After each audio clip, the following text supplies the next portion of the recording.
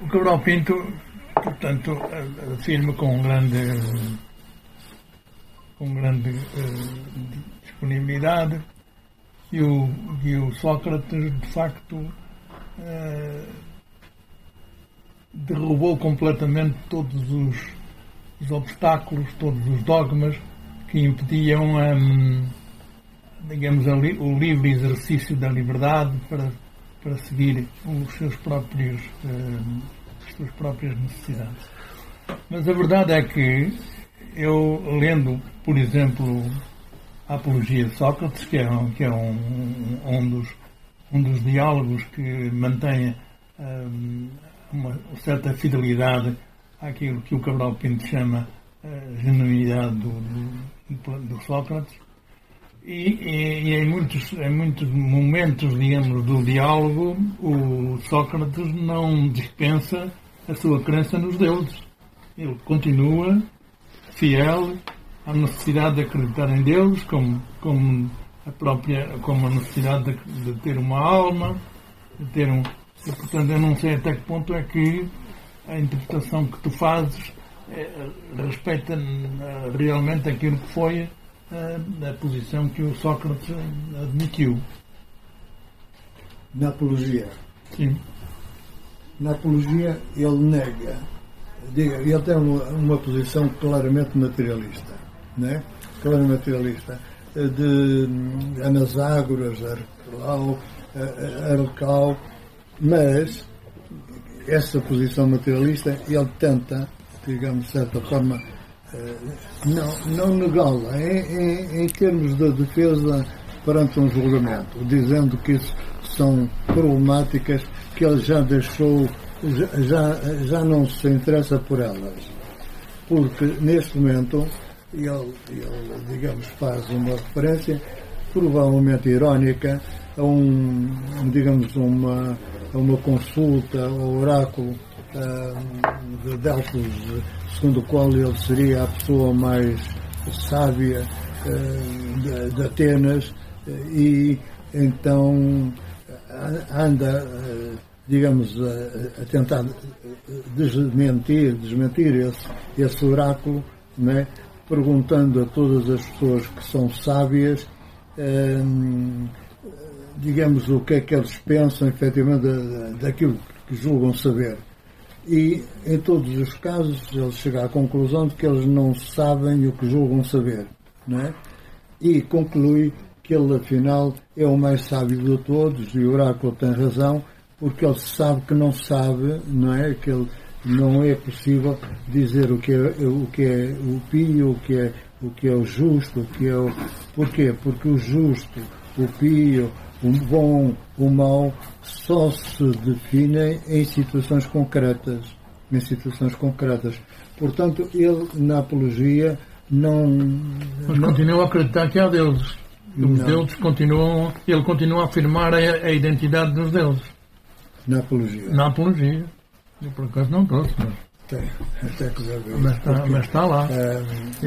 Foi uma das coisas que eu fixei. Na Apologia, a ideia é de que... Embora possam se ele ser... acreditasse nos deuses, acreditava, digamos assim, nas verdades que decorriam da vontade dos deuses, ou seja, o que é o justo, o que é o mal, o que é o bem, etc. Isso é o que define, digamos, a crença na divindade. Digamos, acreditar que é bom, justo, etc., o que os deuses dizem que é bom, que é justo, etc. E ele considera que não é bom, que não se pode saber a priori o que é o justo, o que é o bom, o que é o mau, porque isso tudo decorre das circunstâncias, e por isso é que ele sabe mais do que todos os outros, porque sabe que a priori não se pode dizer o que é justo, o que é o bom, o que é o mau, etc. Não é? Os valores não se definem a priori, diz ele na própria Apologia. Não é? Mas há essa contradição na Apologia. Uma vez ou outra, ele pode...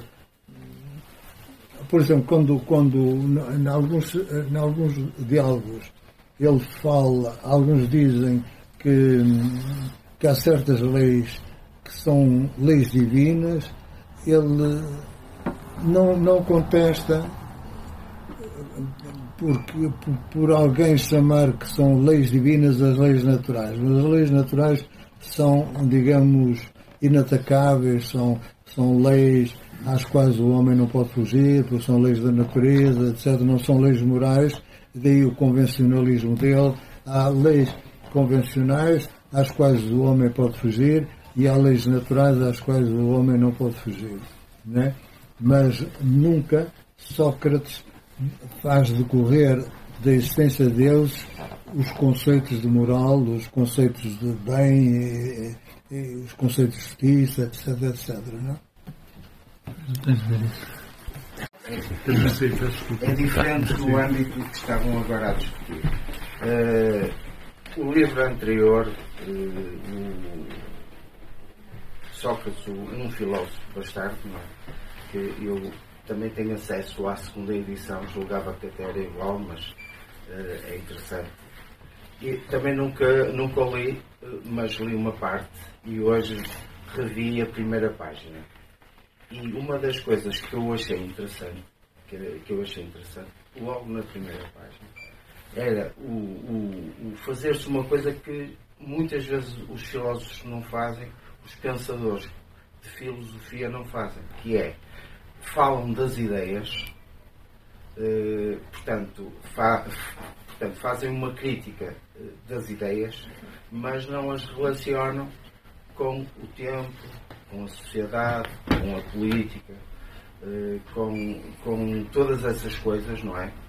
Com a infraestrutura social que explica muito, não é? Está na base do pensamento. Não quer dizer que seja direta a relação, evidentemente, não é? E logo na primeira página do primeiro livro, e a curiosidade que eu também tenho, por exemplo, ao ler, portanto, a Libertar da Jaula Metafísica, eu estava a pensar, sem não ter lido o livro, que é a libertar de análises meramente ideológicas, não é? Portanto, que o professor retomasse, portanto, um caminho de um livro tão denso como foi o anterior, basta ler portanto, o índice, portanto, muita matéria, e logo na primeira página falar logo dos partidos, não é? Da época, de como é que os filósofos Sócrates, o Platão, se situavam naquele tempo. Gostava que fizesse um comentário sobre esta... Isso é uma coisa, digamos, engraçada, porque eu vejo, digamos assim, a posição de Sócrates como uma posição universal.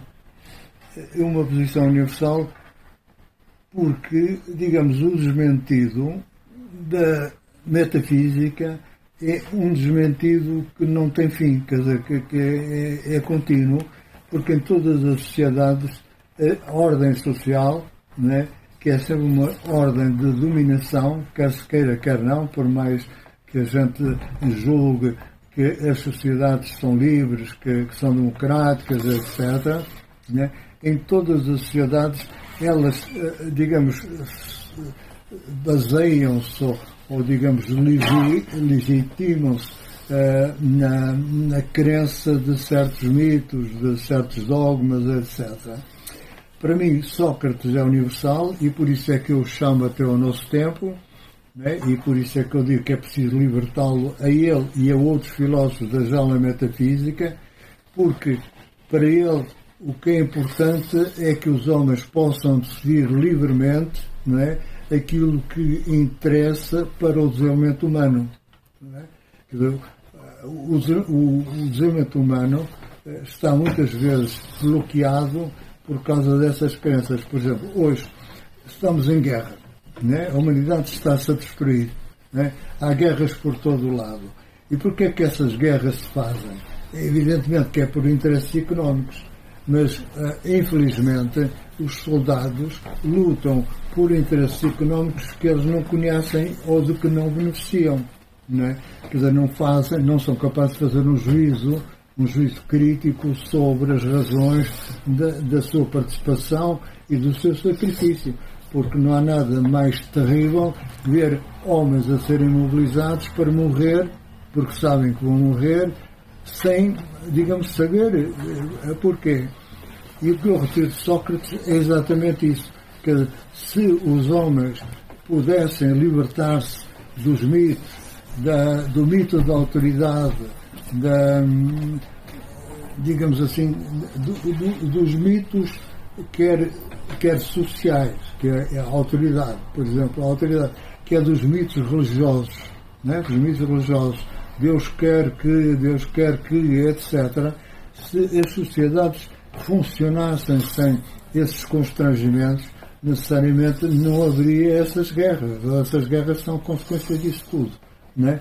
Por isso, resgatar Sócrates, ou resgatar Spinoza, ou resgatar Kant, ou resgatar esses filósofos que dão, digamos assim, ou que dão uma perspectiva positiva do desenvolvimento histórico, é fundamental para nós, né? Para, de certa forma, ajudarmos as pessoas a tomarem consciência de que é deles que depende a decisão, né? Por exemplo, eu lembro na altura da como é que se chama? Da resistência, né? A Alemanha ocupava a França, né?